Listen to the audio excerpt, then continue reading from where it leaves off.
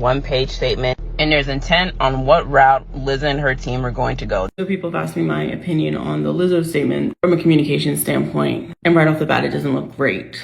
I won't go over it word for word. Simone does a good job of that. I'm just going to address some of the overarching issues. Please also note that I'm going to be talking about communication, not necessarily what I believe. This statement is not really well received right now, and it looks like she's gearing up for a fight, which is fine. She has every right to do that against these allegations. To summarize, her statement basically talks about how this is an attack on her character, her managerial style, her creativity, her drive, and her sexuality. Normally she would ignore things like this, but that this is too ridiculous to not address. Also insinuates that these are bitter former employees trying to get revenge. What's important to note is that the overarching theme of the complaint and the allegations is that Lizzo is a bad boss. It alleges a toxic work environment, that there's little to no recourse for employees or anybody working under Lizzo to make their concerns known. What this statement does is recenter her as an individual rather than her as an employer. It really isn't unexpected for her to do, particularly because art and the production of art centers an individual, especially in the case of a pop star.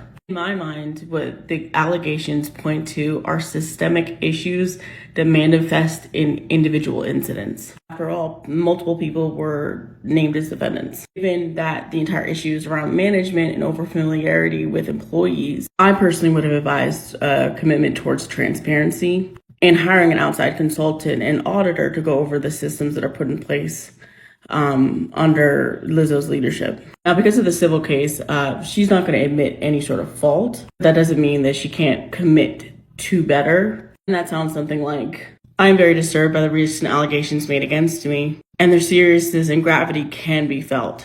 The complaint filed against me seems to be rooted in a lack of leadership, managerial skills, and an overfamiliarity with my team and staff. Going forward, I'm going to operate with full transparency and accountability. And here is how we do that going forward. And then she would, of course, include like whatever her action plan is. But one thing that kind of baffled me and floored me is her inclusion of living her sexuality openly. I have no idea why she would include that in that statement, because it lends credence to the allegations made in the complaint. What can also be considered like a node of communication is the attorney that she hired to handle this case. I believe it is a former attorney to Bill Cosby, Chris Brown. That alone will serve as messaging to the general public. However, I do not think that this will go the way that she and her team are planning, because she is a fat Black woman. Both of these attorneys want to try this case in the public eye, but her attorney in particular has kind of operated within the manosphere of the internet. Now his primary audience is fat people, women, queer people, with whom a lot of his old techniques will not work.